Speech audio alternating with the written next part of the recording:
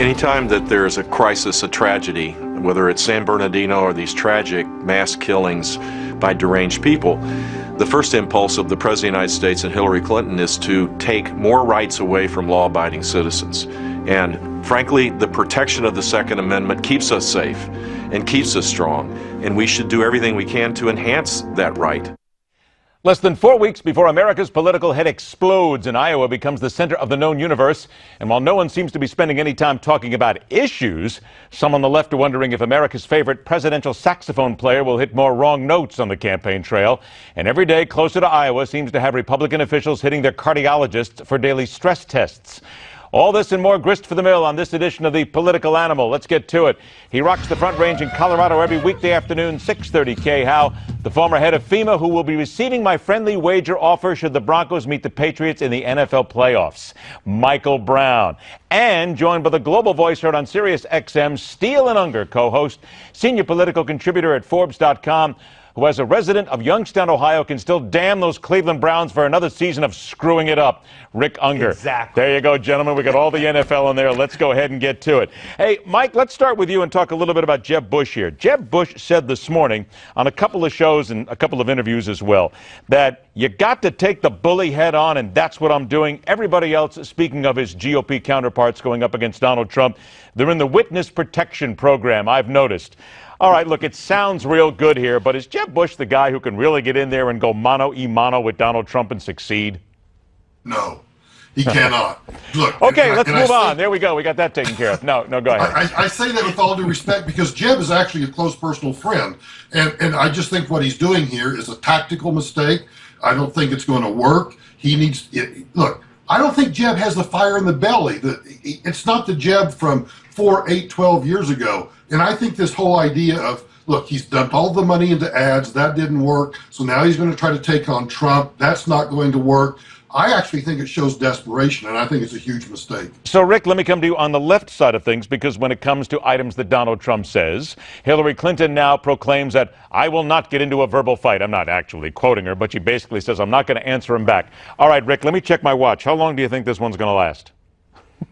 Actually, it'll last a little while. I think Really? we saw some pretty good strategy yesterday. Yeah, there's no upside in her. It depends what he says. If he brings up an issue, she will respond to that. If she wants to talk about her husband's sex life, she's going to stay away from it. And I thought Bill Clinton did a really good job yesterday staying out of it, too. There's no upside in making the story about Donald Trump if your last name is Clinton. You want to make the story about Hillary Clinton. If the real question should be not can she avoid it, can he avoid it? So far, so good, but we'll see. Michael, on the other side, then this now comes to light here. Hillary Clinton says, I'm not going to talk to him, won't snap back at Donald Trump.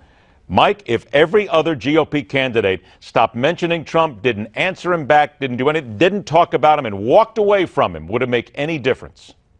I think it will make a difference. I think, first of all, I think what's driving a lot of the whole Trump enthusiasm, I understand, and look, all you Trumpsters out there, don't email me or write me. I get your enthusiasm. But I think what's driving a lot of this is ratings. Television stations, Fox News, they're all going after Trump all the time. Why? Because they know it draws eyeballs. And if everybody would just focus about why they should be elected and quit attacking Trump, I think that would be good for all of the candidates. All right, Rick, let me focus back to Hillary Clinton because I wanted to, and again, here's that whole ratings, perception idea.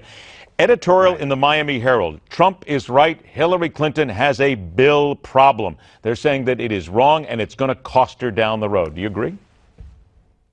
Probably not. I mean, listen, whenever you're talking about Bill Clinton, there's always the possibility that some story's going to break or erupt or some past misdeed or however you characterize it will show up. But all in all, if I had to pick somebody to have with me if I'm running for president, you're talking about the most popular politician in America. You got to go with Bill Clinton, not against him. Odds are it's going to help you. All right, so Mike, back to you then. If the GOP candidates are smart, do they completely go, wipe their hands off Bill Clinton, don't go after him? No, I think what they do is, look, right now I think Rick is right about everything right now. But I think when we get into the general election and it's a GOP candidate versus Hillary, I don't think that Hillary will be able to play the female card, the woman card, without Bill Clinton coming up. So I think she's going to be the one that's going to drive whether or not this becomes an issue. Because the minute she starts talking about, you should vote for me because I'm the first woman president, bingo, I think that opens the floodgates. 60 seconds left, 30 seconds to both of you. First of all, in Politico today, Trump and Cruz send shivers down GOP spines, talking about top GOP operatives and donors trying to figure out how they can launch an attack on Donald Trump on the airwaves. Ooh, Mike, they're scared. What is it, too little, too late? Come on now. Too little, too late. They are scared, and what they ought to recognize, they should actually sit down and have a little retreat and say, where did we go wrong? What did we do wrong? And kind of have, a come to Jesus moment about the fact that they've won elections in 12 and 14 on the promises of doing X, Y, Z, and they've not done any of that. All right, so Rick, now I'm going to ask you that question from the left side. What did they do wrong? Well, I don't think there's anything they could do the way this all played out. Ship has sailed. Nothing they can do now. The only person who can beat Trump when it comes to getting the nomination is Trump. And I don't know if that's going to happen. There's nothing they can do. It's an open process. Trump captured the imagination.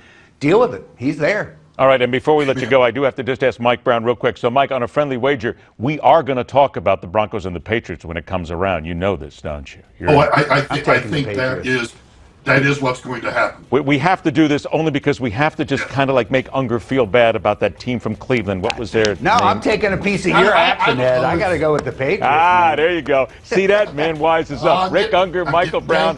Always a pleasure, guys. Thanks so much and Happy New Year. We'll talk to you soon. Hey, the one state in America where you can walk into a restaurant and order your burger with a side of ordnance. Next on The Hardline.